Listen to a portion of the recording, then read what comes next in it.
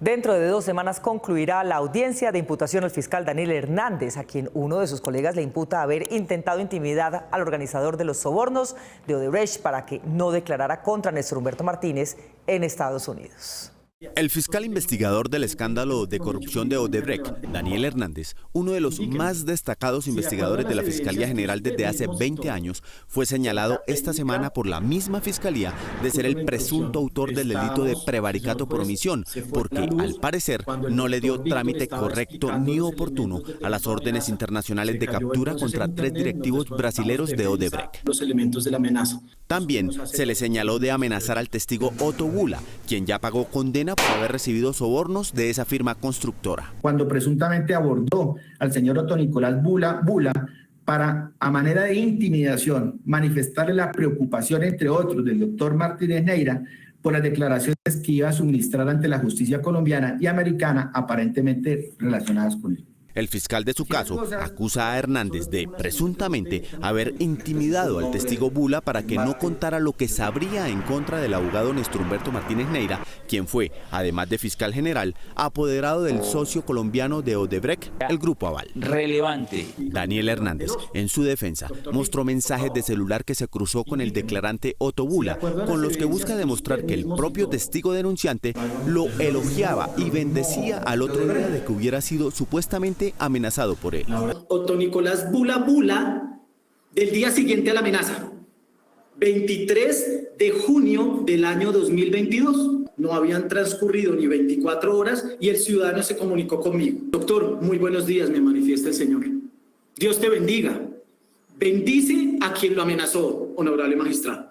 Hernández continuó leyendo los mensajes de texto y señaló que Bula le dijo el lugar en donde iba a estar el fin de semana siguiente a la presunta amenaza, o sea, su pueblo Sahagún, Córdoba.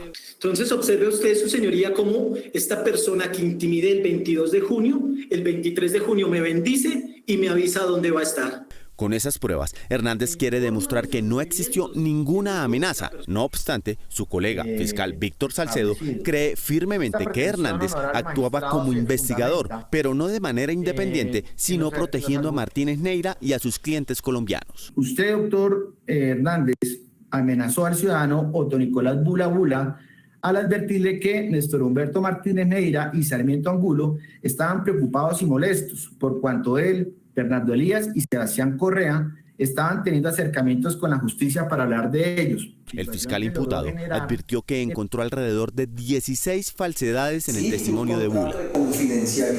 El 16 de diciembre continuará la diligencia judicial en la que se definirá si el fiscal Hernández deberá estar o no en casa por cárcel.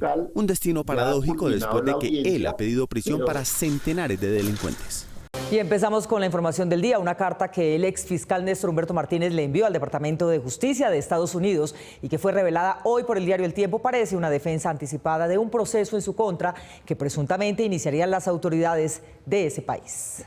Una extraña nota publicada hoy por el diario El Tiempo cuenta que el exfiscal general de la Nación, Néstor Humberto Martínez, le envió una carta al embajador de Estados Unidos en Colombia y a la fiscal norteamericana Jamie Michelson para advertirles sobre un supuesto complot en su contra que se estaría organizando en Bogotá por las decisiones que tomó o que dejó de tomar cuando estaba en la fiscalía en el escándalo de corrupción de Odebrecht. A pesar de que el propósito era avanzar en esta investigación rápido, los fiscales se han demorado más tiempo. La conducta de Martínez Neira en el caso Odebrecht ha sido motivo de discusión pública desde cuando Noticias 1 reveló en noviembre de 2018 grabaciones en las que el fallecido ingeniero Jorge Enrique Pizano demostraba que Martínez Neira había sido informado por él de movimientos sospechosos y presuntas coimas en los contratos para construir la Ruta del Sol de Odebrecht y sus socios colombianos del Grupo Aval. Es una coima, marica. En su nota de hoy, Martínez Neira menciona como organizadores de la supuesta conspiración en su contra al periodista Gonzalo Guillén, conocido por ser fuerte crítico del exfiscal, y el actual canciller Álvaro Leiva. Yo creo que hay desinformación. Al parecer, el detonante de la carta defensiva del exfiscal publicada hoy es un reciente anuncio sobre una apertura de investigación penal en contra del fiscal Daniel Hernández, subalterno de Martínez Neira y designado por este como su investigador en Odebrecht. La investigación contra Hernández Hernández habría sido impulsada por el FBI y otros organismos norteamericanos a los que les interesa este caso para recuperar para su país los multimillonarios dineros obtenidos con presuntos métodos ilegales por la multinacional brasilera y sus socios colombianos del Grupo Aval. Antes de ser fiscal, Martínez Neira fue abogado del Grupo Aval, por lo cual tuvo que declararse impedido después de revelarse las grabaciones de Pizano. En su lugar, se nombró como fiscal ad hoc a Leonardo Espinosa, quien como tal dejó escrita una comunicación en la que develaba irregularidades y dudas sobre la conducta de la Fiscalía colombiana en su aparente desinterés en sancionar a los responsables del escándalo de corrupción de Odebrecht.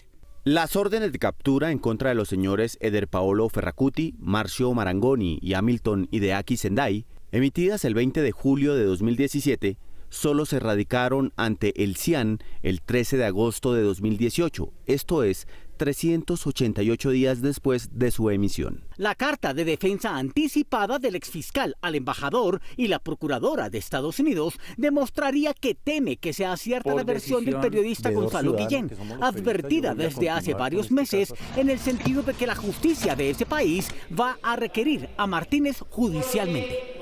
A punto de vencerse el término para reglamentar la ley sobre el uso de la pólvora, otra iniciativa sobre la materia hace tránsito en el Congreso. Se trata de salvar del sufrimiento a mascotas y animales salvajes que se afectan con el ruido de las explosiones. Gustavo Mori.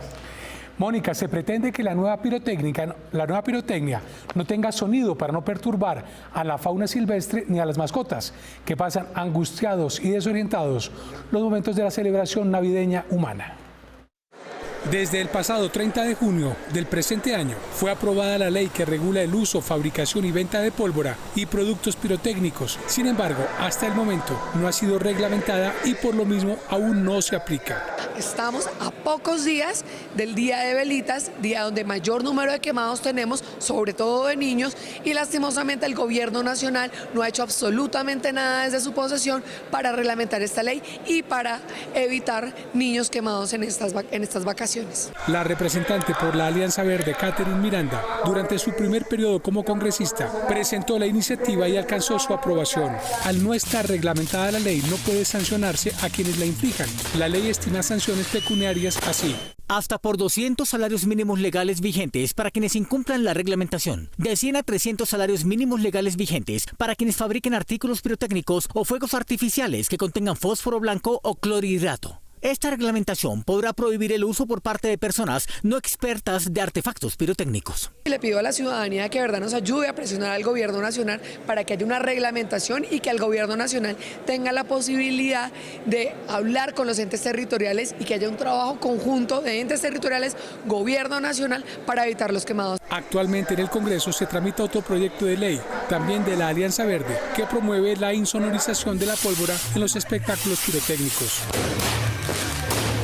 La iniciativa ya superó el primer debate en comisión y está a la espera de ser agendada en la plenaria del Senado. Buscamos eliminar la pirotecnia sonora en nuestro país, reemplazándola por fuegos artificiales que no emitan sonidos ni explosiones perjudiciales para los animales y las personas. Las lesiones por pólvora pirotécnica e intoxicaciones por fósforo blanco durante diciembre de 2021 y enero de 2022, según el Instituto Nacional de Salud, fueron 1.174 ciudadanos afectados, 364 personas menores de 18 años lesionadas, 35 habían consumido alcohol en compañía de un adulto. El total de afectados: 90,5% resultaron quemados, 64% con laceraciones en su cuerpo, 26,7% tuvieron contusiones, 11% tuvieron que ser amputados, 6,6% quedaron con daño ocular, 2% con daño auditivo.